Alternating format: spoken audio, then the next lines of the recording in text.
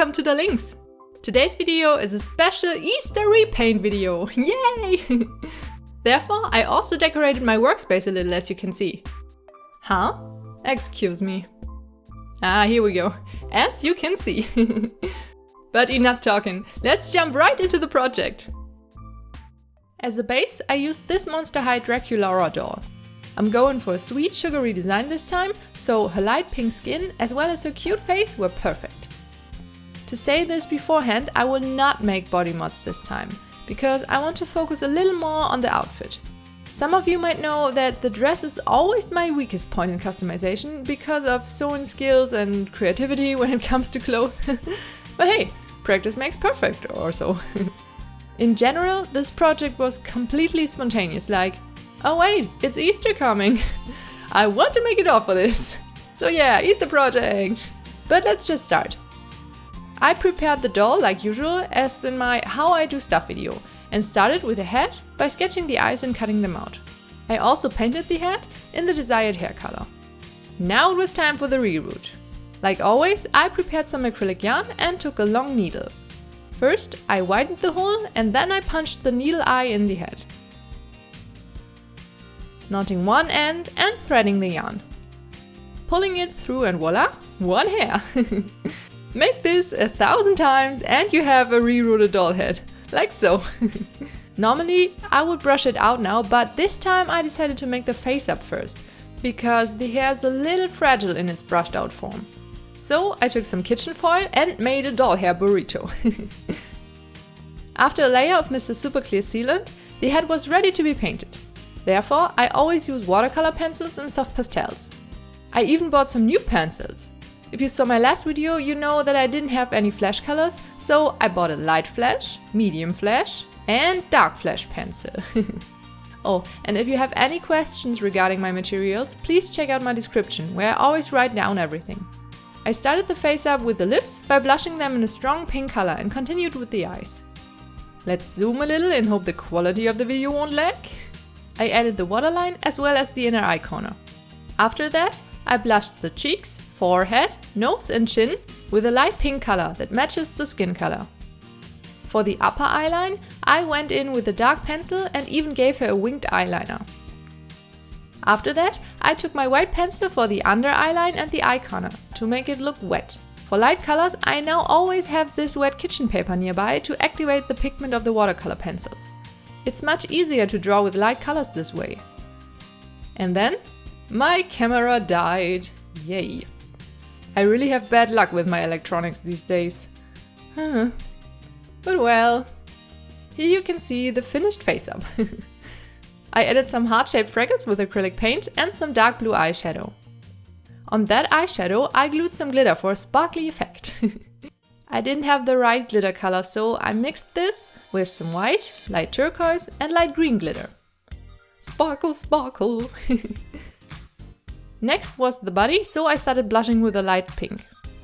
After that, I went in with a strong magenta that I also used on her lips to add more depth. I can't say this word.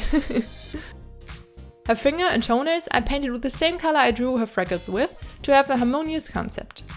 And that's her finished body. I personally think that's the best body blushing I've ever made. Now it was time for the hair.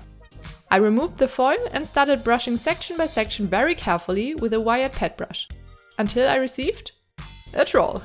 Nice! After that, I washed the hair with a fabric softener and tamed it with a flat iron.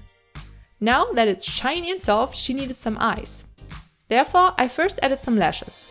I always use normal human-sized lashes that I just cut and glue in the head. Beautiful! I think lashes really bring the face together. And now the eyes.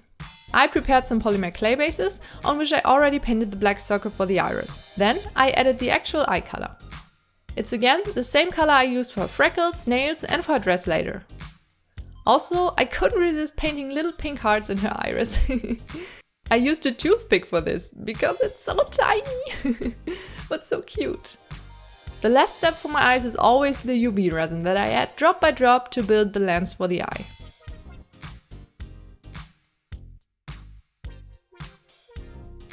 And now the tricky part, set them in the hat. I used my epoxy clay for this by mixing part A and B together and forming a little sausage that I can wrap around the eyeball.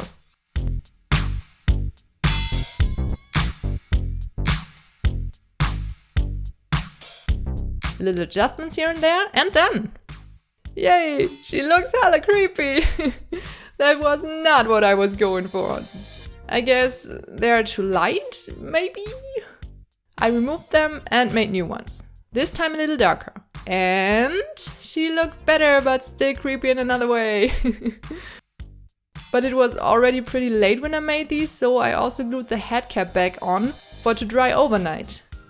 Well, I had no choice but cutting the head back off and crack the epoxy. Well, that looks funny. So yeah, at this point I didn't know what to do anymore. So I looked in my spare parts box where I found some eyes that I made for Vernora back then as a backup pair. I tried them and they fitted, so I took them. Yes, much better. I glued the head back together and started with her hairstyle. I wanted her to have some cute locks, which turned out a little harder on a rerooted doll head than with wefts. But okay. I took a small section and curled it around a brush before fixing it with a flat iron. Not the best, but looks fine, I guess. It took some time to do this with the whole head, but in the end it worked out. Even the part line looks nice, I think. Now that our doll is done, she needed some clothes. Therefore, I collected everything that might look good together. Some fabrics, some laces, ribbons, and beads. For sewing, I used a pattern from Requiem Art, so I won't show you that. But we can take a closer look on her accessories. For her shoes, I found these Black Monster High boots with these cute little bows on them. I painted them with the same mint green that I used in many parts of her design and added some light pink for the bows and details. After that, I sprayed them with Mr. Super Clear and added some depth with some pastels. After that, I wanted to add some cord on the heels. That was a little tricky, to be honest. I decided to glue the cord with my hot glue gun and it turned out okay, I think. For my first try, pretty good. Last thing to add on the boots was this little polymer clay flower. It's a deco piece for nail art as far as I know, but I thought it's cute and added this all over her design too. Like I said, she was not getting some body mods, but I still wanted to incorporate some bunny elements somewhere, so I decided to give her a headband. I found this Monster High one with a big bow. There was a skull in the middle that I painted with the iconic mint color. Moreover, I added some cute beads and glued 2 bunny ears on the hairband that I made out of cardboard.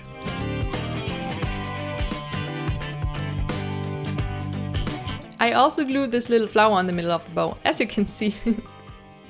When everything was dry, I added some flocking on the ears that I made out of yarn. And with that, we have everything together. Now it's time to dress.